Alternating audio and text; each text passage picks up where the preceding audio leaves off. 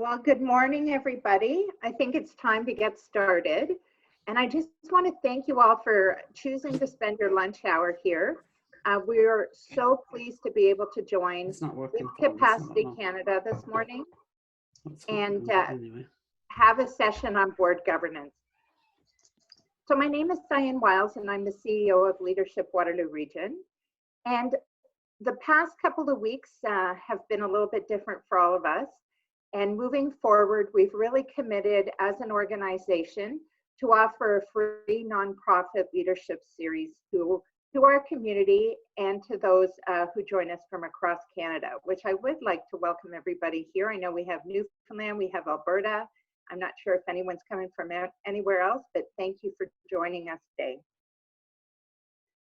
You just want to turn to the next slide, please, Bethan. So we're just going to have a few housekeeping items. We ask you to keep your audio on mute. Choose your view. So in the top right-hand corner, you'll see the speaker view, or you can click on there and you will see gallery view. So gallery view will allow you to see more of your colleagues. We encourage this to be an interactive session. So please, if you have questions, use the chat feature. Bethan and I will be monitoring that through Fred's session. So please enter any questions in there. We will have time for question and answer period. We want everyone to stick around to the end because we will have announcements of some other upcoming sessions. And we will also be sending out an evaluation. I'd also like to recognize that we have several grads of Leadership Waterloo Region core program on the call today, as well as some of our class members. And also, I just wanted to say thank you to all the volunteer board members that have joined us today from across the country. I know this isn't an easy time. There's a lot going on in all of our communities, and we are stronger together. So thank you, Capacity Canada, for hosting this session with us today. Done with that one?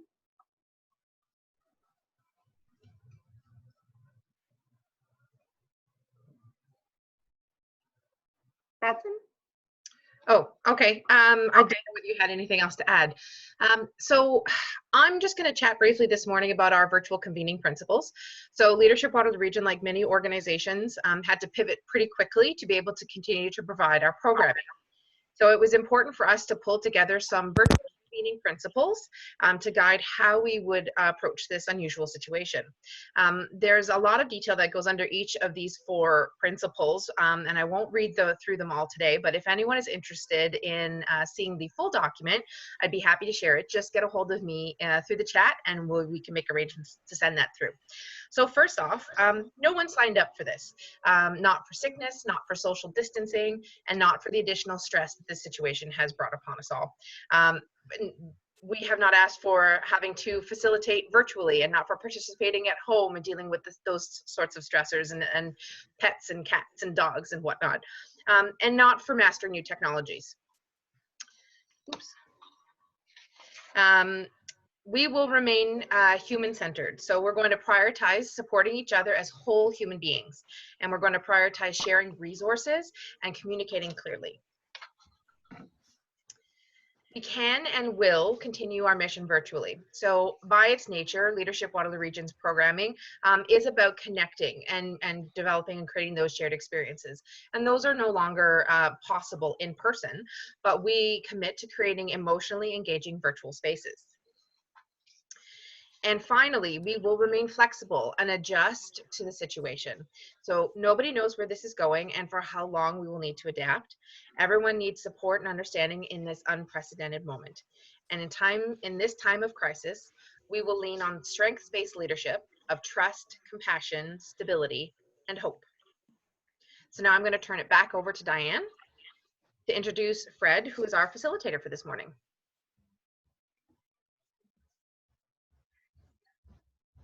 Thank you, Bethan. Well, I sure do have the pleasure today of introducing our speaker, Fred Galloway. Fred is the president of FJ Galloway Associates of London, Ontario, a firm he founded in January 1989. The firm specializes in a wide range of assignments with not-for-profits, and municipal organizations involving feasibility and business plans, strategic planning, organizational development, reviews, governance, amalgamations, integrations, executive search, and a lot of other products and services. He's also been extensively involved in community volunteer work. Fred was a governor and chair of the board of Fanshawe College, vice president of sports services for the 2001 Canada Summer Games hosted in London, and vice chair of finance for the 2005 Memorial Cup and multiple Ontario Games. He is currently member of the boards of London Community Foundation, the King College Foundation, and the London Rowing Society. Fred holds an honors Bachelor of Arts degree in Recreation from the University of Waterloo, a Master's of Science degree in Planning from Michigan State University, and a Master's of Business Administration degree from the University of Western's Ivy School of Business. In 2002, he was awarded an honorary diploma from Fanshawe College for community service. He lives in London with his wife, Bev, has 2 adult children, and I believe your granddaughter's 3 now, not 2. Am I correct? That's right.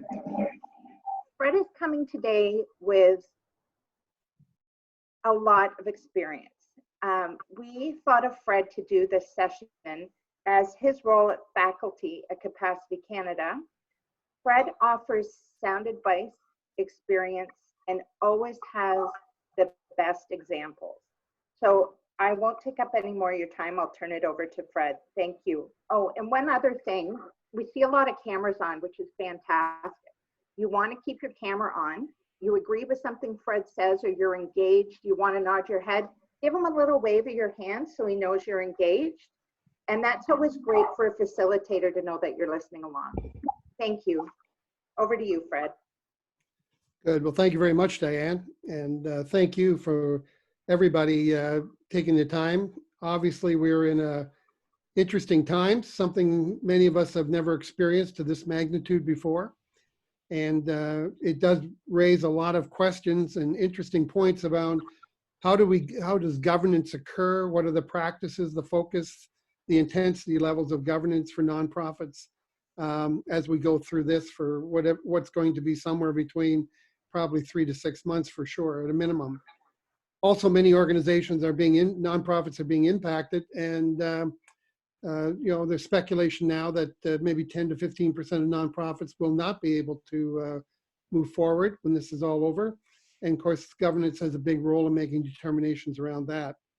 This session I designed around the notion of the lens being, what should the board be thinking about and doing, whether it's the whole board or individual members or officers of the board.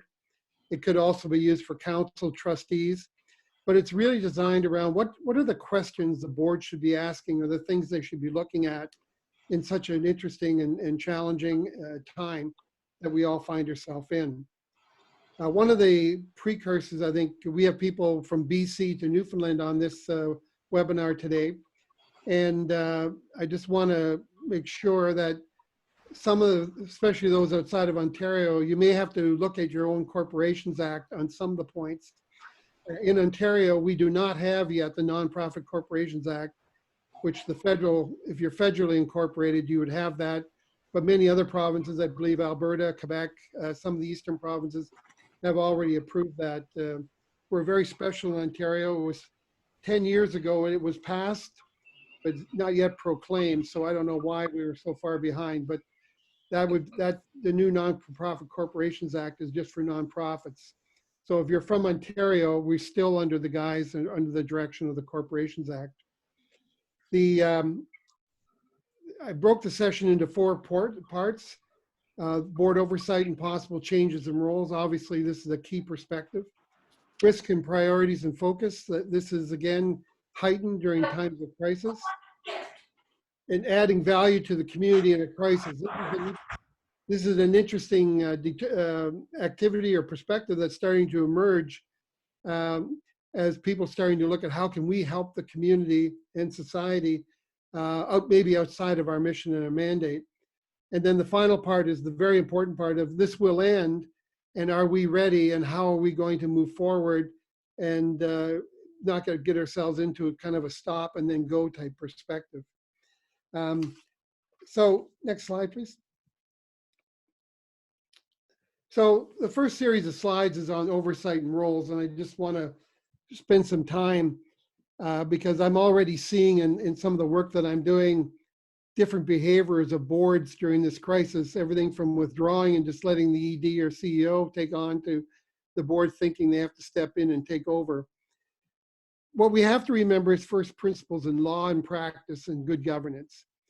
Boards continue to have the ultimate responsibility for the actions, health, and sustainability of the organization. That can never be delegated. That's a fundamental board role, whether it's in good times or in crisis. The board needs to actuate that all the time and take that responsibility. Therefore, the effective practice governance matters at all times. I get worried when I see people on boards or chairs say, well, this is time for us to pull back. We got to move more quickly. Therefore, the ED or the CEO will take over the corporation. That unless that's totally delegated, which nobody would ever do, it's just not a good practice, because the board is ultimately responsible in law and in practice. And the board needs to continue in government. And you can't park governance, you can't diminish it, even in a time of crisis. So the bottom kind of baseline here is the boards need to understand that they're engaged probably even more intensively than they might normally be in good times, and that backing off governance is not a good practice. It's not legally sound, and it's something that should not even be addressed. Next slide, please. Now, it's in uncertain times or crisis, the board needs to be engaged, active, and on its best game. It's probably in some of these times that the board will show its best stripes and do its best work. It's also a time that not only respond to the crisis and the instantaneousness of what has to be dealt with, but also gives some time for reflection and evaluation about how the world might be different as we move out of this crisis into a new normal. So important to have both sides of that equation under the board's discussions and activities. Now, there may be some staff roles and responsibilities, or staff roles and responsibilities are always delegated. Under the Corporations Act, there's authority to hire a general manager or whatever title, but the prescription of what that position can do is all delegated by the board. So the board is the ultimate authority, and we can't lose sight of that.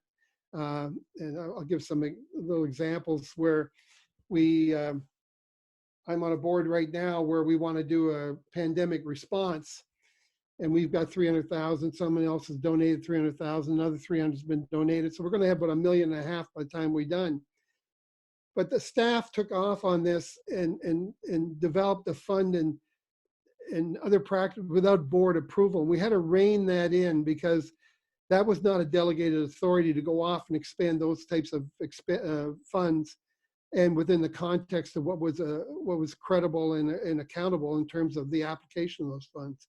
And so there's an energy to do things and to want to help them be engaged, but there's still the practice of governance and approvals and making sure we're doing it in an accountable way, because eventually when we're out of all this challenge, there will be questions asked. How did that $1.5 million get expended? How were those criteria established? So these roles and responsibilities have to remain delegated.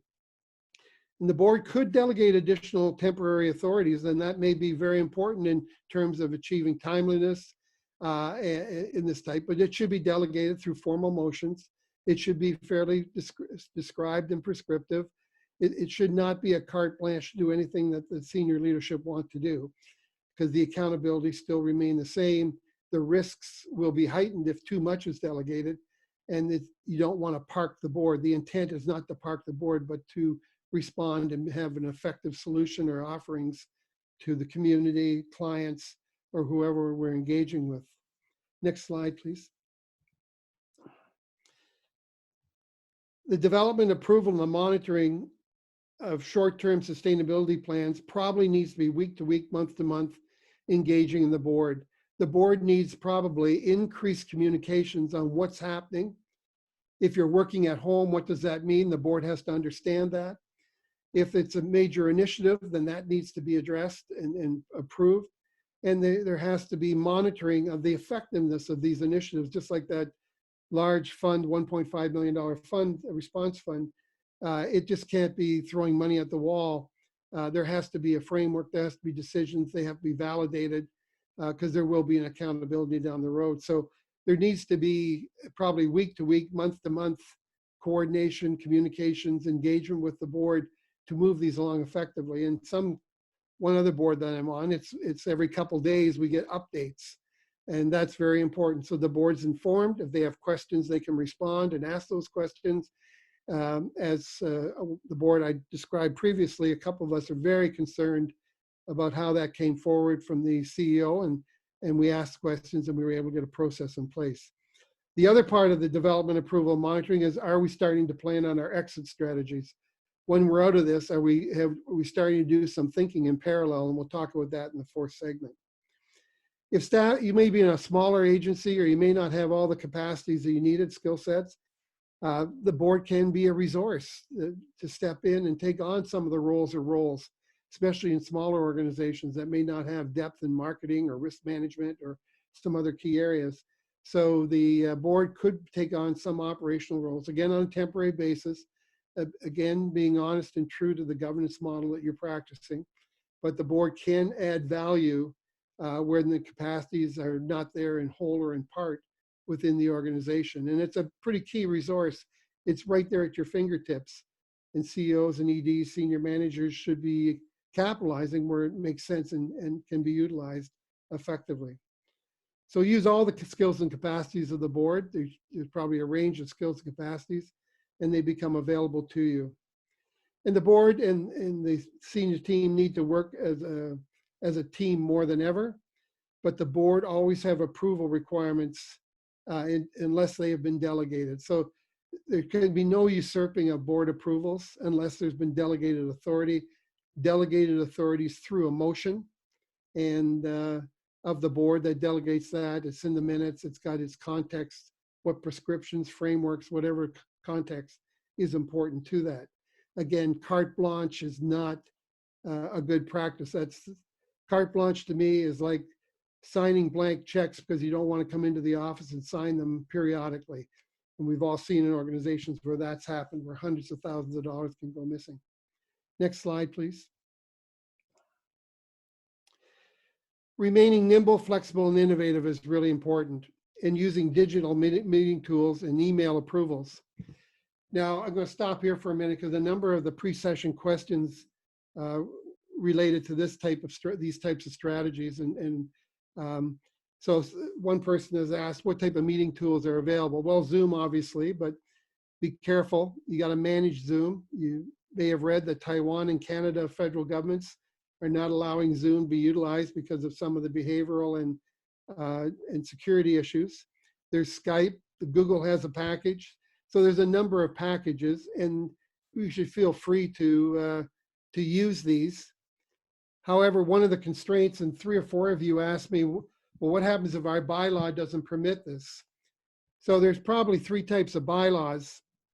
There's one type of bylaw that may be silent on whether the meetings can only be held in a physical location, such as a meeting room, and it only for people who are present. If it's silent, that's okay. But certainly in Ontario, if you haven't updated your bylaws in the last 5 to 10 years, you probably have clauses in the bylaw that reflect that board meetings can only happen in a physical location with the people present. If you have a newer bylaw, you may have already incorporated the fact that meetings can occur via voicemail, email, conference calls, video conferencing, and other tools, and that's the new standard. And the government has suggested in Ontario that people can meet that way. And so there's some latitude right now on an emergency basis to meet that way. But you should be thinking about, if you don't have that latitude to meet in multiple domains, you should be looking at an amendment to your bylaw down the road that facilitates the fact that you can meet digitally or have email votes and these other types of practices.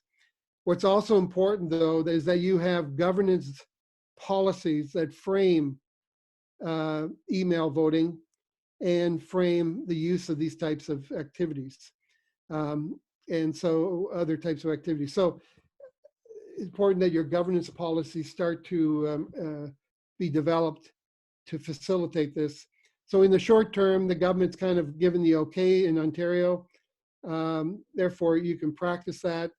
Make sure you have good minutes. The meetings don't run the same. There's still a chair. There's still motions. There's still points of discussion.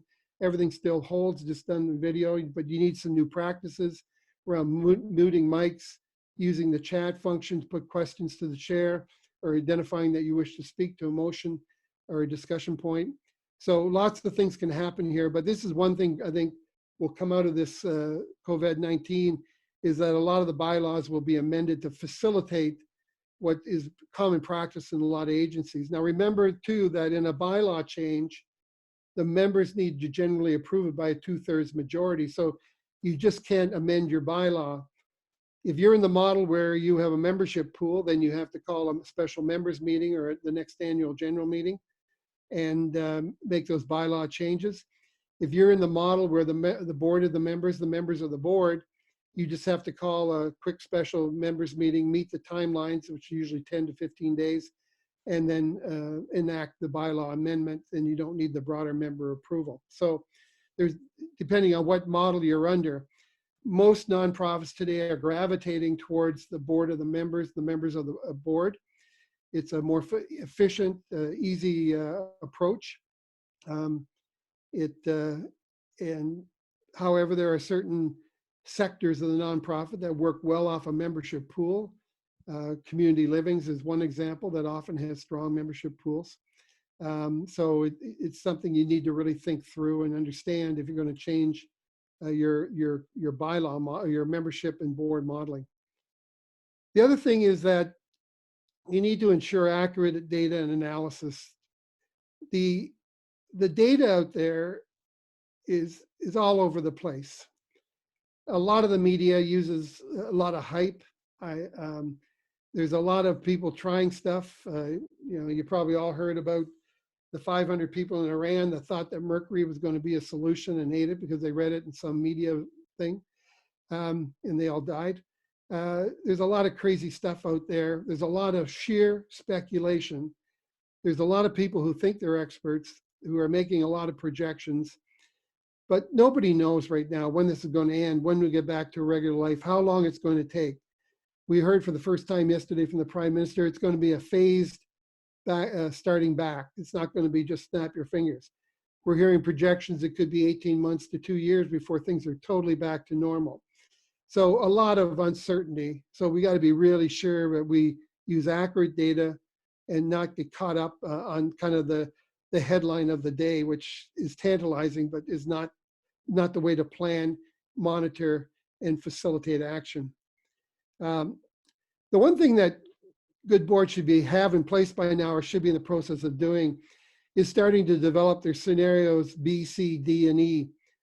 What if, all the what ifs, what if we're out of the pandemic by June, but we're not phased back in terms of full activity until October? What happens if it's not till January? What happens if the pandemic goes through to the fall? Chart out what the various strategies might be under the different scenarios. Now, it could be driven by time, it could be driven by funding. I'm on another board where we just got the update that we have enough cash flow to take us to October, but after October, it all becomes uncertain. So now we have 4 scenarios as to what happens if this is over and we can get all our registrations in September. What happens if it's not over till October and we can get all our registration revenue in October? What happens if we're still shut down in December and now we have to get into serious bank loans? So, and what does that mean for cost reductions? Do we have to lay people off? All the different scenarios that come out of making sure we have these. But there's multiple, because there's such a disparity of kind of a sense of where this is going to land and how long it's going to be with us. You need multiple scenarios and good planning so that you can constantly refer these plans.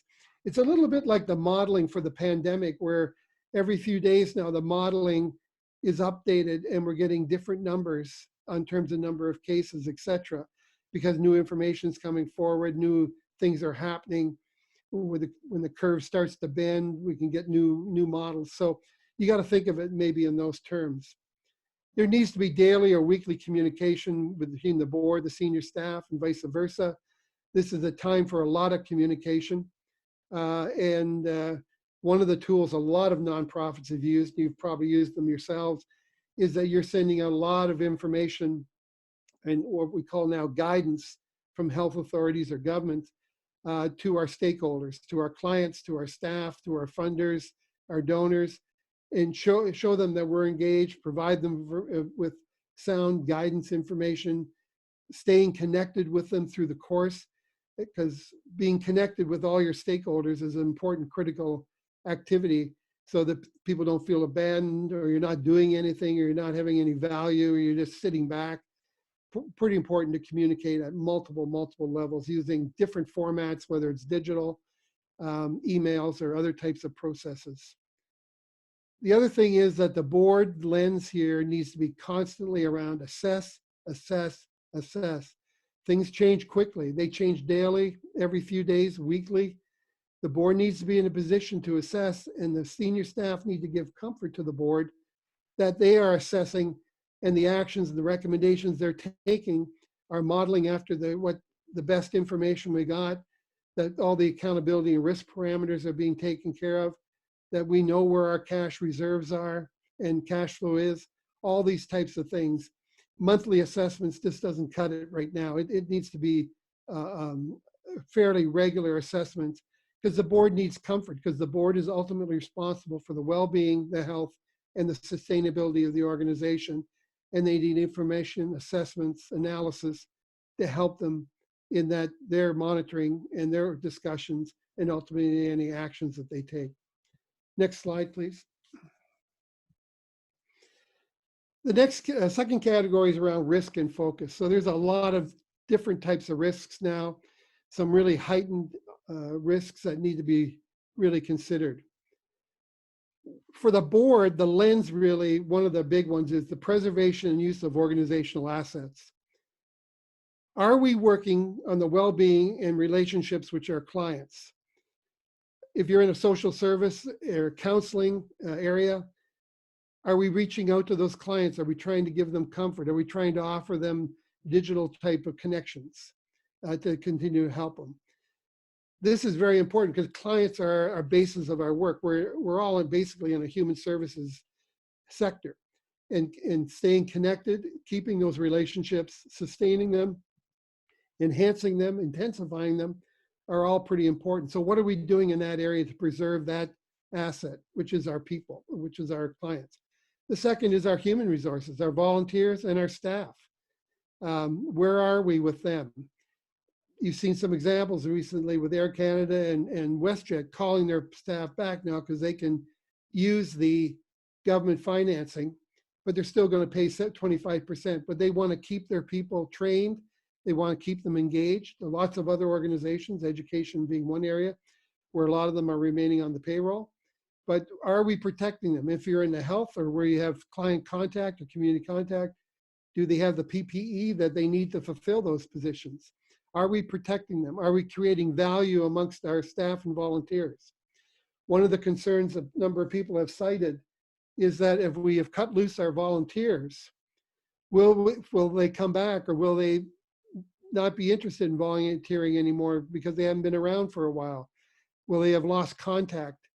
Will we be able to recruit new volunteers? So if you're using a lot of volunteers, we need to stay engaged with them. Another is your reserves. Some agencies have to dip into the reserves to sustain the organization. They need cash because maybe they have a high proportion of fee for service or registration income. And so when they don't have that, but their fixed costs are sustained, especially if they keep their staff on, they dip into reserves or they go for operating loans, which have to eventually be paid back. What do our cash reserves look like? What's the sustainability of them? Will we have a policy when this is all over to start to rebuild those cash reserves back to whatever policy levels they're at, which is usually 6 months to a year to be able to operate the organization? And finally, our physical and our property. Now we're out of the winter season in most parts of the country, so worrying about heat in empty buildings may not be a total issue, but are they secure? Is those physical assets being managed? Do we know that we're having breakdowns in the furnaces, the air conditioning? Are people checking it if the buildings are closed? Are we protecting those assets and make sure we don't end up huge bills down the road to fix things that should have been monitored, such as a municipal swimming pool where nobody monitored it, and then the pump blew up, the circulating pump blew up. Of course, we lost 250,000 gallons of water and we had a mess everywhere. So asset protection and preservation, pretty important. The other one is finance and sustainability. Have we thought through where we can cut costs? Obviously, conferences, travel, meetings, hospitality, these are areas that maybe are no-brainers in the short term. Maybe we got to think about those in the long term. Have we got other programmatic costs or facility costs that we can cut? Apparently, we're all going to get a rebate on our car insurance. So if you have a fleet, we may have some cost reductions there. There's maybe different areas of cost reduction. But what are the impacts on us if we cut too deeply? We got to preserve those assets, and we need to maybe spend some money to protect those assets. There's a lot of special grants and government support coming down. Hasn't all been announced. Do we qualify? Can we use those wage subsidies to keep people on and get 75% protection? Are there other funding coming down for nonprofits? So as staff looked into it, have we set up a strategy to how we're going to apply, what the focus is going to be, what language we have to use in those applications and proposals, what the deadlines are? Have we built capacity to put those proposals and those applications together? A lot of this is uncertain, and you're seeing it in the paper every day. There's a new announcements. You got to stay on top of it. Some of the things, apparently some of the programs, the CRB work, people are surprised at how well it's working. Some of the small business stuff not working as well in terms of timeliness. So somebody has to be on top of that. The board needs to have comfort that somebody's working on pulling the data together, developing the recommendations and strategies necessary to apply for that funding and to maximize what the financial support and resources we could achieve. And the other is, for some agencies, it's going to be important to have week-to-week cash flow analysis. Because if you're cash oriented in terms of fees for service or registration fees or other fees, or if your regularized donor income is down, or you've lost donor income, do we have the cash to sustain? And will we be needing to look at operating loans? Do we have reserves? So it's going to be pretty important to that the board has comfort through the staff, the chief financial officer, the CEO, whoever, through the treasurer, that they know exactly when the cash issues may emerge, what level of operating loan we may be eligible for, and whether we got to take really even stronger action to be able to financially sustain ourselves and not get ourselves into a debt hole that we can't get out of when this is all over. Next slide, please. Compliance is the third one. Absolutely critical that you be following government compliance. One, just from a principle and values perspective. Second, from a governance perspective, sound policy governance, that we need to be compliant with all regulations, statutory requirements. But also from a reputational perspective, the media just loves organizations, nonprofits, especially larger ones, who are non-compliant, that are not practicing the guidances that are coming from public health authorities or governments or from other sources. And that'll get yourself a headline real quick. And we've seen a couple of headlines about church groups that are trying to have covert ceremonies and rites because they think this doesn't apply to them. And we have others that are having some issues where they're trying to do some things that bring people together. And recently, some minor hockey groups that rented some ice and had 20 people on it. Well, that's not the practice, and you're going to make yourself a headline. So, and there's a lot of shaming goes on with this. So, compliance really important. And there's compliance issues in terms of reducing your service risks and risks to staff and volunteers tons of examples of workers, healthcare, long-term care, retirement homes, who have been raising questions about not having the PPE they need. And, you know, there was an interesting one this morning about infected nurses who have COVID-19 being told if it's not serious, go into work and treat patients anyway. So we need to really do some risk management around these types of areas and reduce the risk to the agency and to the staff. And finally, reputation and goodwill. And the clients, the staff and volunteers, the community funders, all need regular communications. One of the most important assets any nonprofit has, it's its reputation and its legacy. Reputations can be lost really quick. And you know, there's a lot of clients who are complaining about the service they're getting from provinces. We have family members who want to take their older parents out of long-term care and bring them home, but are having trouble doing it.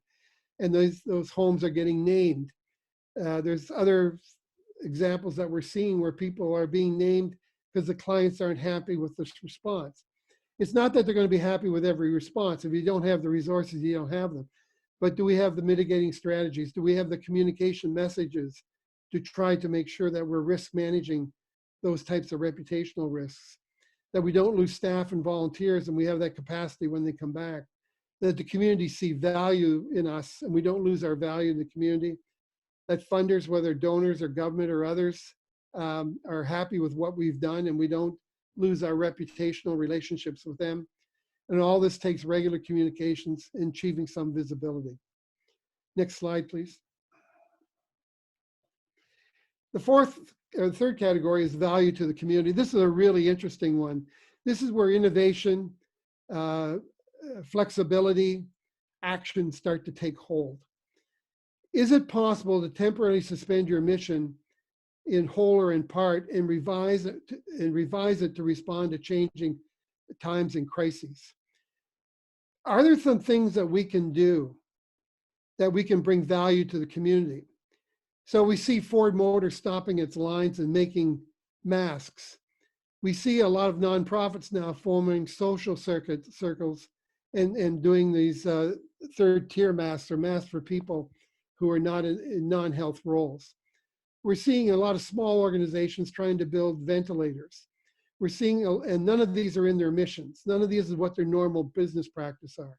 We see nonprofits trying to do meals and deliver them, even though deliver groceries, even though they may not have that in their mission at all. What they're trying to do is be nonprofits. They're trying to do good. They're trying to bring value to people and to the community. Those are the first principles. Is the board asking itself, is it putting a lens on? Are there some things we can do outside our mission that will bring value to people in the community? Can we use our resources? Can we use our reputation? Can we use whatever to bring some value? Are we thinking out of the box? Are we doing some things that are really pragmatic and are really short term? Because maybe our main mission just has to go on park right now because there's just no capacity to deliver on it.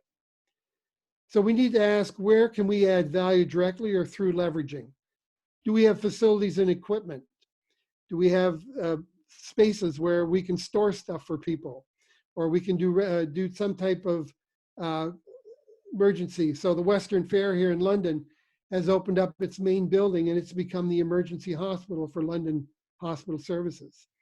There's other groups that have opened up arenas or opened up other gyms and other things that they can use for emergency hospitals or storage or distribution of equipment or whatever makes sense. And food banks are doing big business in this regard too, trying to become more value added in using their facilities and equipment. We have a lot of nonprofits that maybe have these H95 or N95 masks and have been donating them. Can we bring value to that?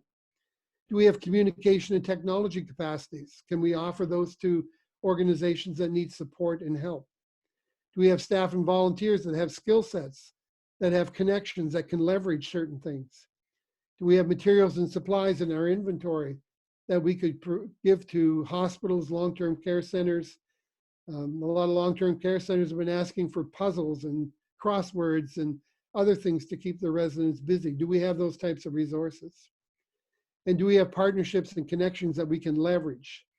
Can we cause some things to happen by contacting somebody and saying, you know what, you have these resources, they're needed here, here, and here. We think that you and us in partnership, or you could make a real difference if you could release that and maximize the resources you have for the crisis at hand. So there's lots of things the board can ask themselves. What can we do to bring value to the community and make a difference, but also really cause our reputation and our mission to do good, which is the first principle, to be activated and be valued and make a difference. Next slide, please. So what you got to do, I think, as a board and as a staff team is you got to think of the box. Let's be generative, really, really generative. What if there is no bad ideas? Try to be really generative. Stay visible and promote community supports of the actions. You don't have to do this quietly. Sometimes after it's been done, you put out an email to the press or a presser of some sort. You should acknowledge that you're doing this, because some people may not know and may need those helps and supports. Don't be afraid to enter into collaborative initiatives, partner. You don't have to do it all yourself. Communicate to your email lists, key information, issues, guidance, as we talked about earlier. There's a lot of local action panels, sit on local action panels and recovery task forces. So in London, the United Way has taken leadership, and a number of organizations, Pillar Network, the London Community Foundation, others are all in the huddle that are spending approximately probably over $2 million that they'll have and being on this action panel. But a subset of that panel is a recovery mandate to establish a strategy and a plan for recovery in the London and Middlesex area once we're out of this media crisis and we're starting to plan to go back to what will be the new normal, so that we're not just stopping and then going. See and be seen as an effective leader and responder. There's no reason to sit on the sidelines. Do little things, middle-sized things, large things, but the board needs to know what they are. The board should be monitoring these. The board should be contributing to ideas and be fully engaged with staff as partners, because bringing value to the community is important as a first principle, but to the organization's long-term reputation and sustainability. Next slide, please. And finally, we need to make sure that in parallel to all the short-term action, the temporary work, are we planning for the possible new normal? So in parallel to all the things that we just talked about in parts 1, 2, and 3 of this webinar, are we developing the activities and develop the assessments to plan for possible longer-term or permanent changes in the operating environment? Develop staging approach for exit transition and start up a full operation. Increase evaluations involving frequency for at least a year. The key now is to start thinking about those scenarios. And what's stage one? How do we reactivate if we're down or shut down or only partially operating? What's stage one? When does it happen? What resources do we need? What's the communication and technology requirements? Who leads it? Who's monitoring whether it's working, needs to be modified, adjusted, nuanced? And what's the start line or the finish line where we transition, or transition line when we transition to the next step 2 and step 3? It's unlikely, based on government comments and how funding and other things are happening, that it's just going to be a jump back to normality. It's going to be very staged. It's going to be different across the country. It's likely going to be a much different staging pattern in Ontario than it's going to be in PEI or Saskatchewan or Manitoba. And it might be longer in Ontario than it is in BC, which is seeing some of the curve changing. So you need to look at your own domain in terms of your own reality. If you're in a local community, if you're a regional service provider, what does the region look like? There may be parts of a region that can move quicker than other parts of the region that may be more burdened by the crisis and need more time. What's our stage 3? What's our stage 4? But through all this, we constantly need to evaluate, will there be a new normal in the operating environment? Will things change? Right now, there are tons of projections that we're going to see more digital services, more digital counseling, more digital meetings, that we're going to see we're going to see a lot more money spent on public health in terms of inventorying vast quantities of protective gear and other types of public health initiatives. Will that take money away from other sectors like social services, recreation, environment, and things of that order? Will climate change have a different perspective to it? One of the interesting articles I read today, will plastic grocery bags come back into vogue? Because a lot of grocery stores aren't allowing them, the cloth bags, because they're plastic, they're hard plastic, because they can contain the germs. And now, interesting article that maybe the plastic grocery bag will come back. So there's going to be climatic, there's going to be economic, there's going to be social service, there's going to be political. There could be various changes in different parts of the country at different levels. But mostly it will come back to a normal, because as humans, we tend to get back to our patterns and what we know. But there will be some change. Are we ready for it? Have we got some sense of what it might look like? Do we have scenarios A and B, depending on where it may go? How will it impact us? What risks do they portray to us? What practices do we need to change? And what relevancy are they to us, to our neighbors, to our partners, and how we go forward in the future? It's not about being way out and trying to be way ahead. It's about being practical, understanding what those changes might be and how we might move forward in a practical way, and not throw a lot of money at something that dies. And always reminds me when we started to put computers in the YMCA years ago, and nobody wanted to do collective action. And one YMCA of a fairly large community went their own way. And as the programmer told me, the very senior bookkeeper basically used an abacus and wanted the computer to repeat the abacus process. And they did that, and of course nothing worked. And so a $60,000 computer had a tablecloth put on the top of it and a vase, and it was a good flower holder. And they never, until collective action came in, these types of things. So you got to look at collective action, individual action. You don't throw money at things. You got to have, you may not be an early adapter, but you may need to be conscious and adapt and be able to adapt fairly quick as facts start to emerge and patterns start to become evident, and they start to impact what you need to do. And that's where the board needs to monitor, and have that lens on at all times. And is that the last slide, Beth Ann? Oh, one more. Possibly need to reposition the organization, and this is something we need to be conscious about. The community and client needs might be different, and so we need to have a client-first perspective and make sure that we're ready for that. There's a lot of discussion right now that there's going to be loss of some agencies and sector capacity. Some speculation that maybe 10 to 15% of agencies may not be able to sustain themselves. Many of them may be smaller, many of them may be revenue income dependent versus grant dependent or government dependent. They may not have the capacities to move through this. And so that will be a loss, but that doesn't mean that the needs they serve are lost. Are we going to pick them up? Are we someone that can fill those voids? The sector may be different. It's like some data that's coming out now that 20 to 30% of restaurants will never recover, and that the whole food service industry will be uniquely different. There will be areas, certainly in the nonprofit, that are going to be impacted. And so are we prepared? Are we sustainable? We may have to redeploy our assets and our resources for a period of time or permanently. Are we ready to do that? Do we have to stop some things in order to do some new things? The great question in nonprofit and government.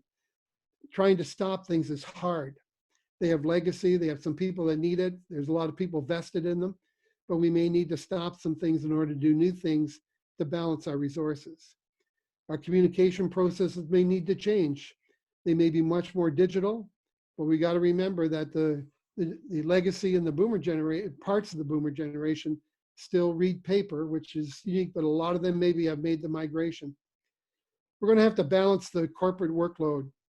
We may have many deferred activities. So larger institutions that are fee-based are giving up their annual capital maintenance program.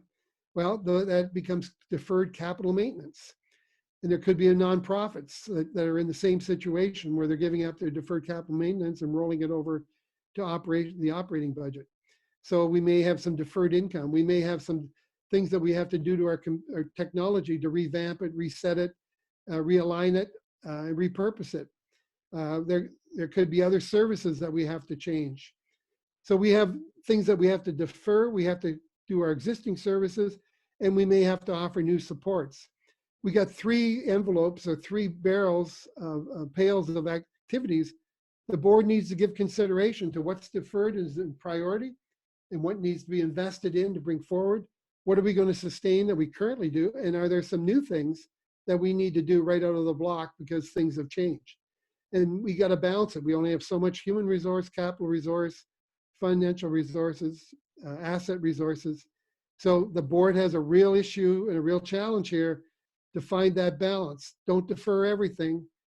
Keep the current candles in the window lit, but we also need to do some new things to stay relevant, engaged, and sustainable. Increased use of technology due to client, community, and staff experiences, very important. There's going to be a whole new set of experiences around this. People that never believed in this or never used it before may become familiar with it. The one area I think we're going to see more adaptation is online counseling, which a lot of youth-serving organizations have already instituted, but it may move into some of the other counseling areas. So there could be some interesting challenges, but it comes with risks. Data security and privacy, web bombs, other things that we need to be able to effectively manage if we do get into increased technology, which also has a real cost in terms of both developing and maintaining and keeping it relevant. So I've talked for my 50 minutes, so I think, Diane, that we can maybe move on to questions. Excellent. Well, thank you, Fred. I know you've certainly given us a lot to think about, but as always, you were able to deliver the information in a way that I can digest it, remember it, and make it applicable to my organization. We've had a couple of questions come through in the chat. One, I have to say the chat's been very active, and thank you to all of you who have been sharing resources for questions that have come up. One is, we may have AGMs during this period. We may have to look towards virtual voting, a virtual AGM. Do you have any advice around that, Fred? Well, I think there's a couple around that. There's another question on, somebody sent me that they're in the middle of an executive director search. So I think they have kind of parallels that we can talk to. If your bylaw is the board is the members of the board, I think it'd be no problem doing a digital on Zoom or whatever, annual general meeting, keep to your bylaw timelines, affect your business, getting your auditor, getting the financial reports, etc. If you have a small membership pool on the other model, then you could probably still do the same. However, I think if you have a large membership pool, or if you use your annual general meeting as a fundraiser or some big event, you may want to try to defer to when those type of activities are permitted and can go. But I think for most organizations, it's probably possible, and it's a way to communicate guidances, communicate what the organization's doing through this short-term period. There was also the question about an ED search. I know a lot of organizations, especially municipalities, have put all hiring on hold right now. But I would think one of the things that the board in this situation would have to consider is that the ED or CEO is your key staff person.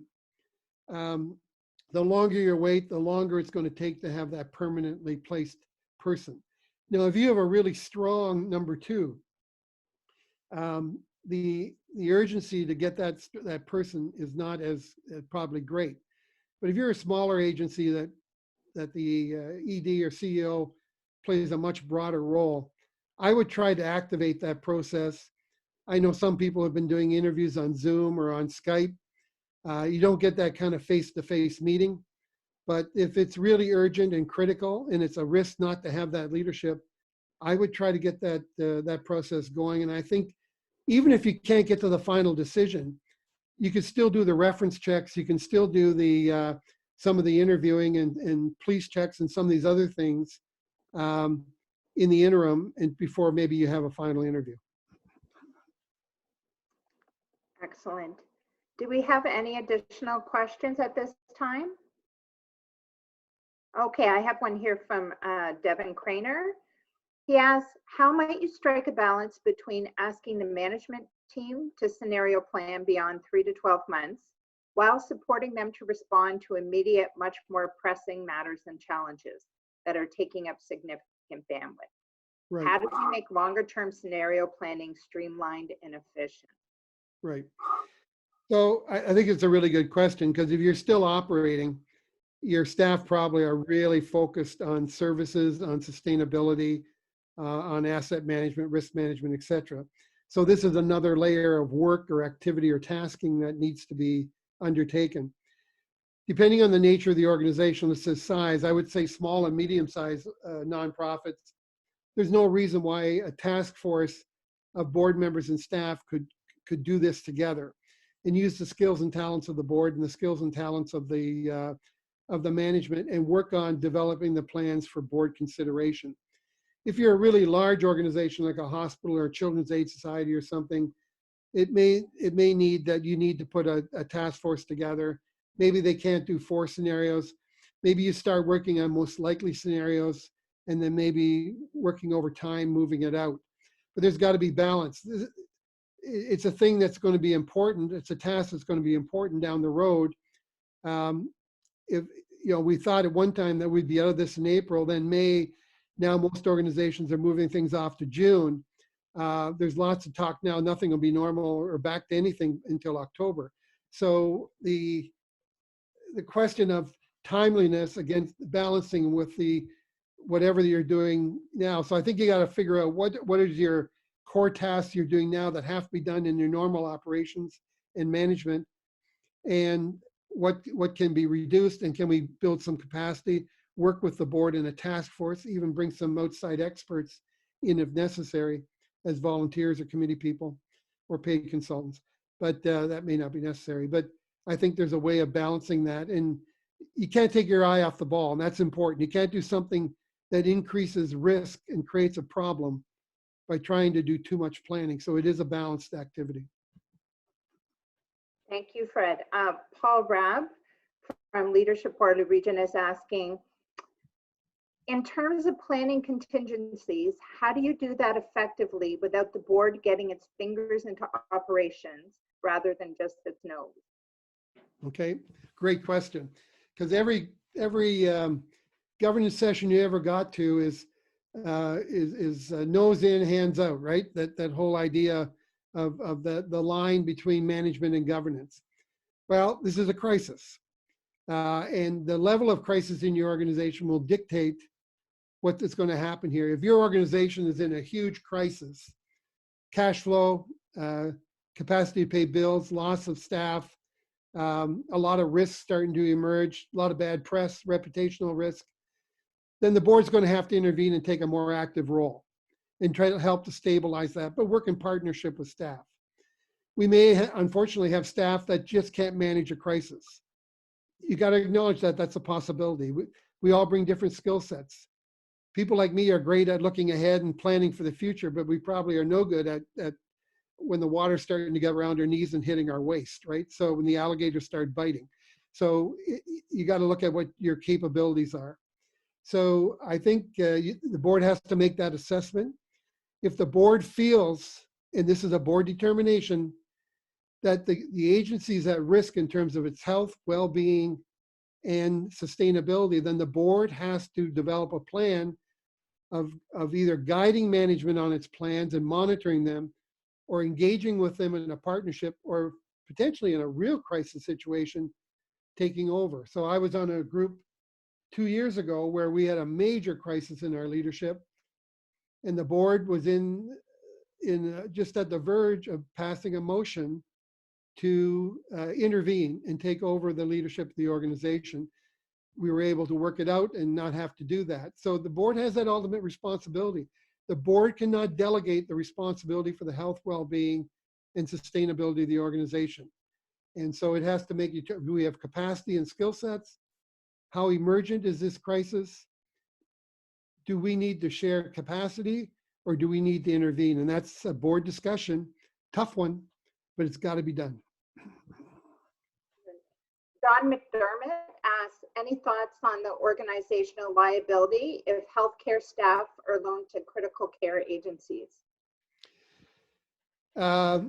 This is going to be really interesting. There's a lot of below the radar buzz about this right now. Will there be a lot of lawsuits and liabilities around staff for nonprofits, healthcare, social services, putting staff into harm's way without adequate PPE? We're starting to see some threats here in London from the University Hospital staff about possible work action and health and safety complaints. I think some staff that are, or some agencies that are sending staff to other service providers on loan or are going to have to worry about the risk around if they get sick or there's a court action over inadequate PPE or processes and procedures. There's going to be a whole ton of new liabilities come out of this. The lawyers are going to make a ton of dough on this when this is all over. There's going to be people who've lost loved ones that don't think enough action was taken. I think the governments will be sued for lack of testing. I think there will be some labor activists will see opportunities on health and safety.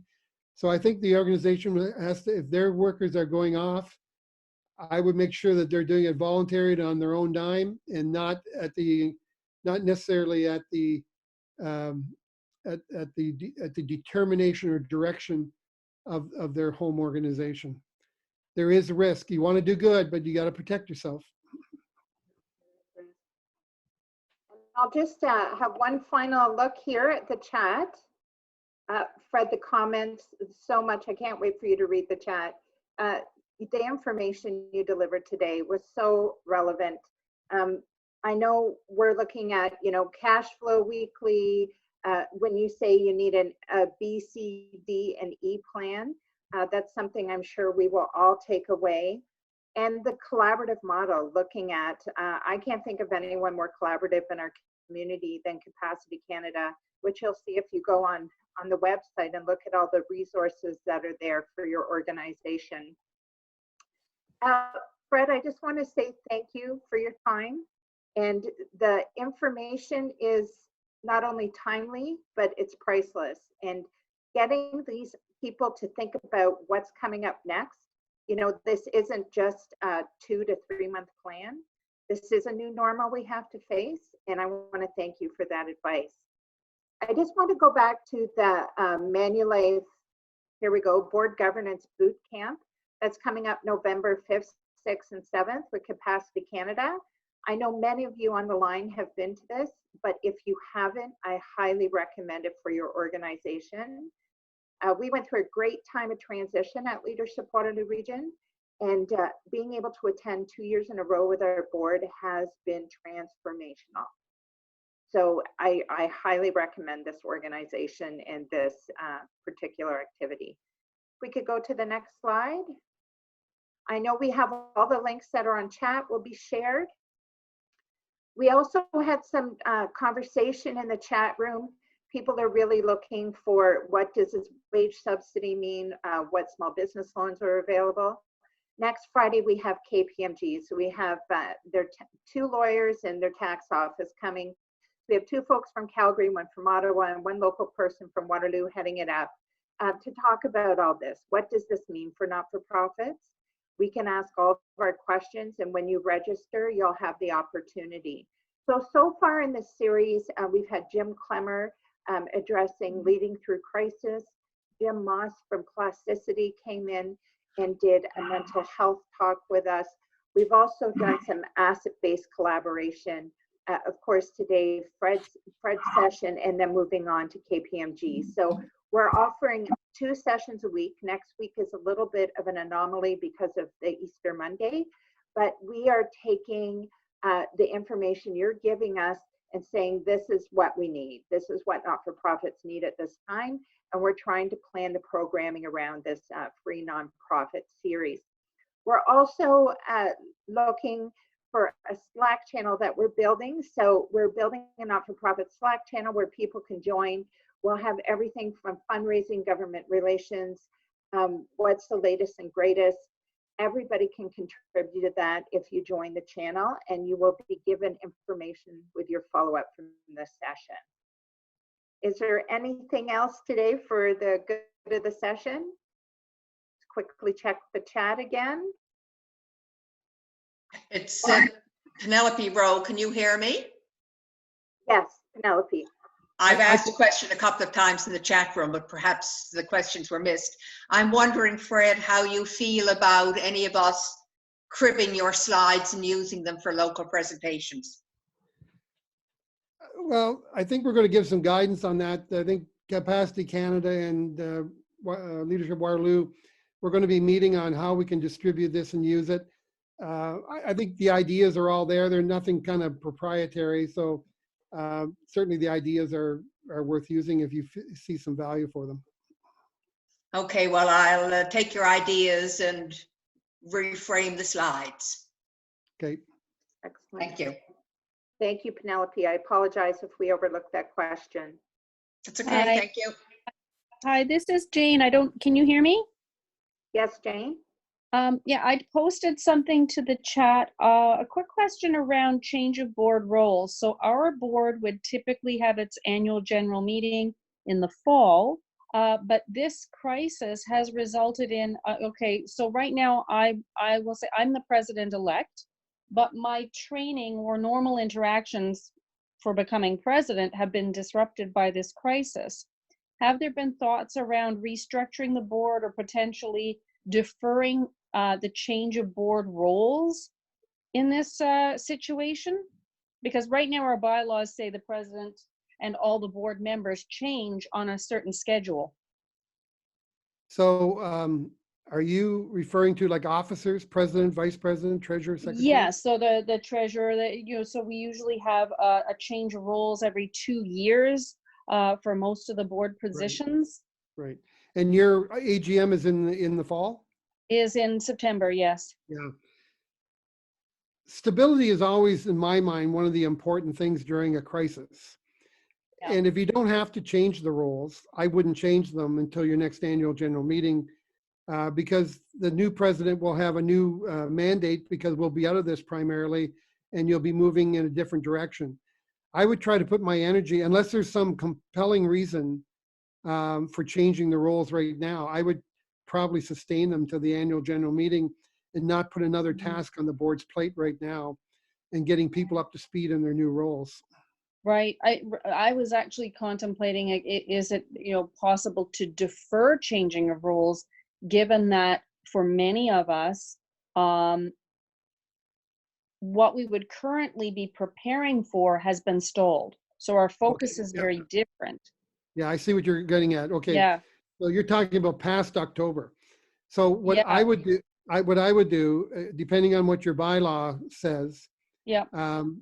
some bylaws allow a 1-year extension on roles. I don't know if your bylaw does or not, but check it out. But Currently if it doesn't, does not, but yeah. okay. So what I would do is I would put in a bylaw amendment together, got lots of time for Yep. your AGM, a temporary bylaw amendment that allows the officers to hold their positions for an additional year. Until Okay. the next AGM. Have that passed by the members. Are you the board of the members of the board, or are you membership pool? So the way it works for us is we have a board of 13, but bylaw changes have to be voted on by the membership pool. Yeah, but do you have a membership pool then, Nate? Yes, we do. Okay, so at that annual general meeting, you'll need them. That Yeah. will require, likely, you'll have to check your bylaw, likely require a 2/3 majority. Yeah. Okay. Thank you. Sorry, Fred, can I just jump in? It's Lori from Owl Childcare.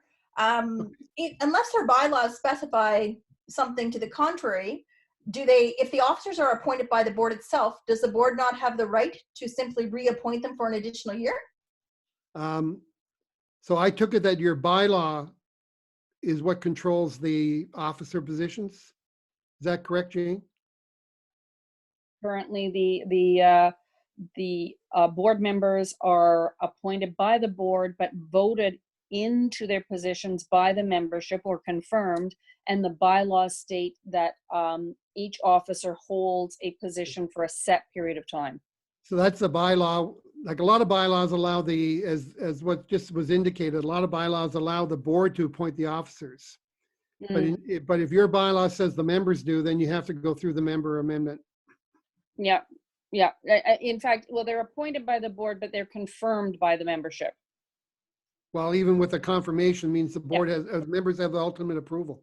Yeah. Yes, that's true. Yes. Thank Okay. you. We're just going to wrap it up now. I'd like to wish everyone a happy Easter if you celebrate, and also to just, you know, wish you best wishes. Stay in touch. We are all here to get through this together, and stay well. Thank you. Thank you, Diane. Thank for you. Thank you.